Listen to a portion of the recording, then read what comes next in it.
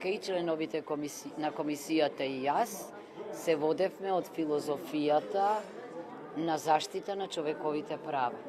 Јас верував и се уште верувам дека луѓето и кога се во затвор се луѓе.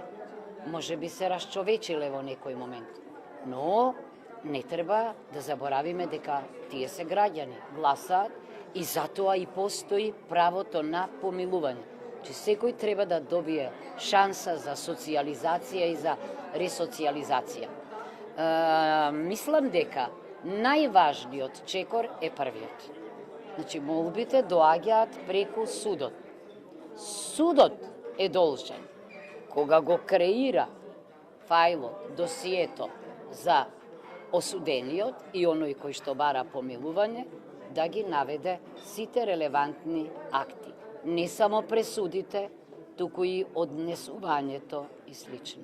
Набрзо ќе се соочиме со обвинение од Советот на Европа дека можеби понекогаш сме го суспендирале правото на помилување на луѓето, што може да се третира како тортура.